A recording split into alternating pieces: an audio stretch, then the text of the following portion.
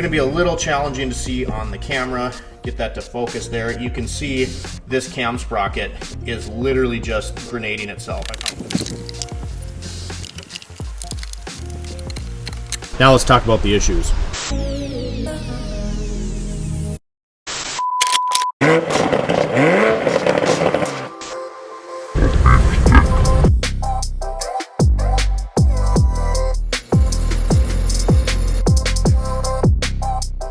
Alright guys, back at you inside the shop for another video, and this is going to kind of be a nice little break for me because with all the planning we've had for the Audi drift car series, it's been a lot of fun, but it's been really hectic, and all of those videos have at least tried to be pretty structured. So the next thing that's going to happen on that car is we're going to get a set of coilovers. I'm going to put them up on the screen here. So we are going to get these Godspeed adjustable coilovers for the car, and then we'll get back to that. We have the month of July kind of off from competition. Our local track doesn't do any drift competition during the month of July, so we'll pick that back up in August and hopefully have the car ready to go. Today's goal is just to show you some tools and other little projects and things going around the shop. One thing I really want to show you, which we'll get to in a minute, is going to be some issues we found with the Mountaineer build and talking about trying to get that all squared up and ready to go. We're going to kick things off though by talking about this 2009 RAV4 behind us. It's a Toyota. Yes, I normally recommend Toyotas, but we're going to talk about why this one is in not so great a shape and why you should never buy cars from an auction. So let's go check it out.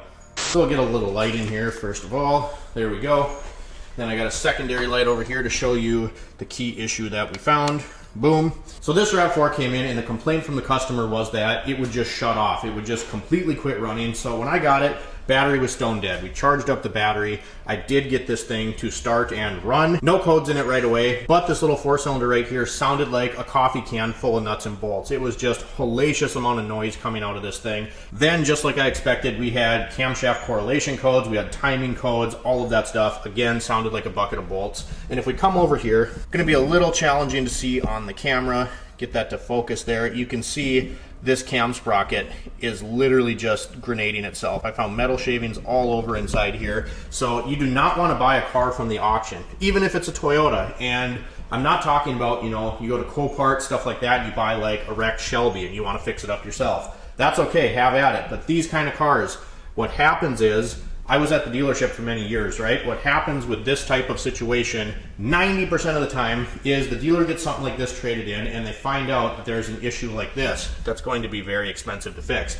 They say, we're not going to spend the money to fix this thing, send it to the auction. What happens next, more often than not, unfortunately, is some shady guy picks this car up, and as you can see here, we got one brand new strut back there. See if you can see the shininess on that hardware there. That is a brand new strut. On this side, it has not been replaced. So they do the bare minimum on these things to get them running, and then some poor sap comes along and buys it, and stuff like this rears its ugly head later. So we're waiting for a call back from the customer to see what they want to do, but unfortunately this thing is going to need a lot of work. Super unfortunate situation on this RAV. I don't like to be the bearer of bad news, but in situations like this, all I can do is present them with their options to fix the vehicle, unfortunately. So let that be your warning. Do not buy cars from the auction. Next thing I wanted to go over is the Mountaineer's taillights are right here. I'm going to flip you around and get you a good look at this, but this is just a minor little issue that we're having with this. Let's check it out. So last year we went and picked up this set of taillights for the Mountaineer. I'll throw a clip in right here. You can see us taking this set of taillights out of the car and installing the OEM ones. I didn't like the tricolor with the amber and the white and the red. I just didn't like it. So we went to these. I sanded these down, painted them, topped them off with a good quality 2K clear, and I think this just looks a lot cleaner. It's slightly smoked, it's still red. The failure we had was I got a chip in the clear coat right about here, and you could see where it peeled itself back. So we got this all sanded down so it's nice and smooth, and what we're going to have to do is recoat both of these at the same time, because anytime you're dealing with tinting, changing color, it's going to be impossible to match this. I don't remember how many coats I used a year ago. So this one is scuffed up. We got this damaged area so that you cannot feel it. It's nice and feathered out. We're going to shoot these, and then we'll shoot this one to match. I'll grab the paints we're going to use. So these are the colors we're going to use. This is Nightshades Red, this is Nightshades Black, and then this stuff right here, this Duplicolor Clear Effects, is like a color shifting pearl almost. So we're going to add a little bit of that in there this time, just to be a little bit spicy. The only paint that's not here right now is a Spray Max 2K Clear, which we've talked about many times. It's a 2-part clear coat, has a hardener, UV protected, all that good stuff. So let's get these done first and then talk about what's wrong with the rest of the car. Woo-wee, that stinks. Much better though. and probably show you more when it's dry, but there's a sparkle in there. These are gonna look so good. You can see that pearl sparkling in the sunshine there. Let's get these installed on the Mountaineer.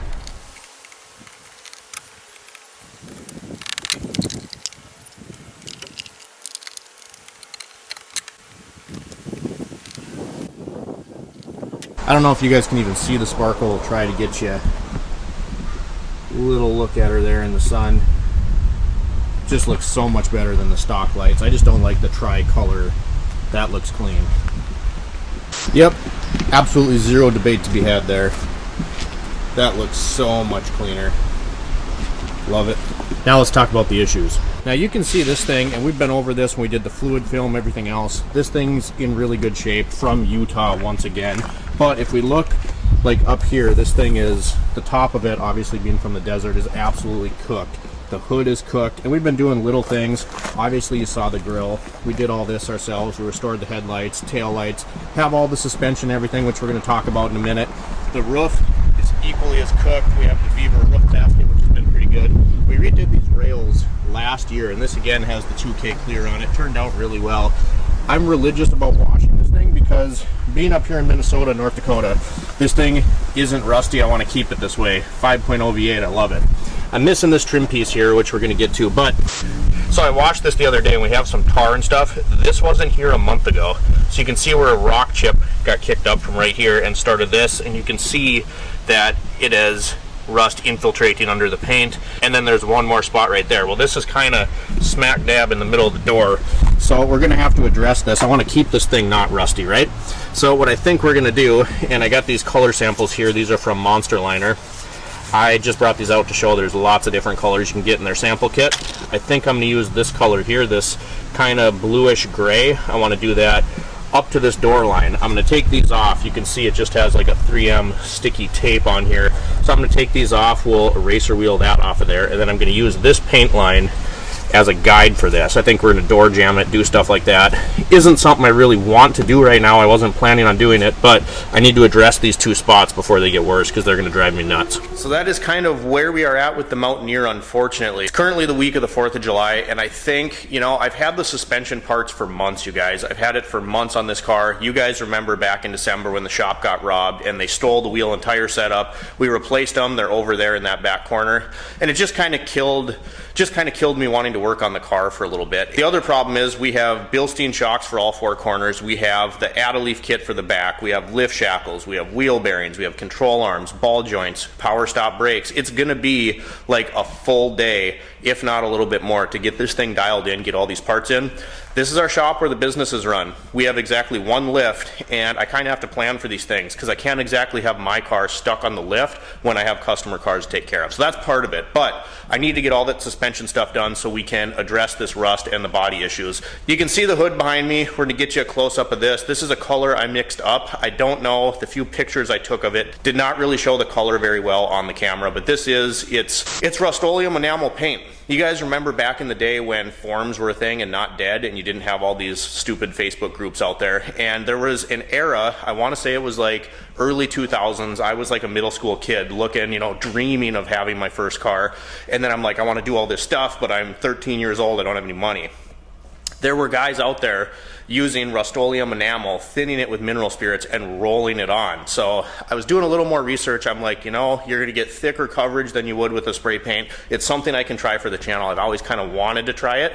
And while I love the Mountaineer, it's a 24-year-old vehicle. It's not, I'm not gonna invest, you know, $5,000 on a good paint job, and I'm sure as hell not letting Mako touch it. So I was like, you know what, this is a perfect time to test this. This is a hood that I've had. It's a spare hood off of one of my Mazda B-Series pickups. Now, this hood is not gonna stay this color. This is one of the bubble hoods. I don't know if you can see that there, but I eventually want this on the red B2000. So I just used it, mixed up a color. We're going to talk about how I did it, flip you around, get you a look at it. What I wanted to test was to see if I could use this roll-on enamel and then put a 2K clear on top of that. So our plan would be, I want a little shine on the vehicle, repaint the entire thing with this roll-on method, and then use the Monster Liner up to that body line on the door. Again, this is something I wasn't really planning on doing right now. You know, it just adds more chaos to my life. In a perfect world, that rust would not be there. We get the suspension done and just enjoy the rig for a little bit. Don't really care about the paint being cooked as long as there's no rust. So what I ended up doing, you can see my little mixing cups here. I was thinking about colors I would like on the vehicle, and I really liked this smoke gray. You can see it's just like a really deep smoky gray color, right? Darker than primer, which is one thing I don't like. All these cements coming out. People do their cars up and it literally looks like it's clear coat over primer. See if I can move this. This was, oh my gosh. So this was a Rust-Oleum paint as well, and this is called Royal Blue, I believe. Gloss Royal Blue. And I like it, but long and the short of the story was this one was too blue for my liking, this one was too gray. So I mixed them together and we got a color that looked kind of like this. So this was obviously the gray painter's tray. This one was after I mixed it. And then to thin down the paint, I used some mineral spirits. A lot of guys use acetone, but I was reading that the acetone was causing it to cure too fast, to flash too fast. So I figured mineral spirits would work just fine because you can see on there, if you read the information on this can, it should work perfectly fine for an oil-based enamel. It says it thins oil-based paint, so that's what we went with. So then if we wander over to the hood, you can see this is how the color turned out. And it looks like it's okay. It wasn't showing up exactly the color that it was on the pictures I took yesterday. But this is absolutely zero prep. So there's little nibs in the paint. What I would do if this was something I was actually going to do on the Mountaineer is once I get all my base coat on there, I would wet sand it, get the little nibs out, be a little more careful about getting contaminants in the paint, stuff like that. But it dried super, super hard. It was pretty glossy even without the 2K. But the whole reason I wanted to do this was to see if that Rust-Oleum paint we just talked about was compatible with this Spray Max 2K Clear. We've talked about this a lot. It has a hardener, UV protectant. This is a 2-part paint. And so this morning I came in after this had set up and cured, and I sprayed 3 coats of this on, I believe. And I just wanted to see if this is something that, you know, would work together with this paint. And it seems like it did. I do not know how well this is going to show up on the camera, but if you can see on this back edge here, there is a little bit of wrinkling going on, but the rest of the hood did not get it. So what I think happened here is I think if you were to do this and this was actually going on the Mountaineer, I would let this paint bake out in the sun for like 2 days, you know, let it cure overnight, then 2 full days out in the sun, make sure it's really nice and dry. I know the paint was getting a little thicker back here, and I think it was probably still off-gassing a little bit. It was dry this morning, but it was still like ever so slightly just not even tacky, just like a little bit sticky. So I think that would probably mitigate that issue. But you can see we got a really nice shine on there. And this is, again, no prep really at all. I just wanted to see if the 2 paints would work together. So if you buff this out, you wet sanded the color first, this would look fantastic. And I'm really liking this color. I think that this would contrast really nice with the black that we have on the car. And then if we used a nice smoky gray bed liner up to that point on the door, I think we'll have a really nice looking rig. So you guys, that's kind of what's going on in our world a little bit. Again, I was not planning on even thinking about painting the Mountaineer right now, but I want to get those rust spots before it's too late. So I'd imagine it'll probably take me about a week start to finish to take all the trim off, take the door handles off, mask everything, put my coats on, let it cure for a few days, and then go back with a nice quality clear coat over this paint. And then after that cures, we'll have to go through with the monster liner and do our bed liner, our jams, all that good stuff. So not really something I was planning on, but I'm gonna address it because I'll be damned if this thing rusts out on me. Doesn't have a speck of rust anywhere, including the underside of the vehicle, except for those 2 damn spots that just popped up on the door. My plan is, it is the 4th of July week right now, so my plan is to get my butt back over here after the 4th and knock out the suspension, get those wheel bearings in, shocks, get it lifted, get the new shoes on it, and then we can start attacking this kind of stuff. So I hope you guys enjoyed today's video. I just kind of wanted to explain a little bit of what's going on with the Mountaineer. I know that that series was pretty popular when we did, you know, the first initial detail, we picked up the vehicle, we did the grill, the lights, all of that stuff. You guys seem to enjoy it. This is like the last hurrah. I want to get a mild lift on this thing, the new shoes, decent suspension, and then I guess we're painting it. I hope you guys enjoyed this little vlog video. If you did, make sure to subscribe to the channel, hit that bell so you get all of our notifications. Drop me a comment down below, and we'll see you next time.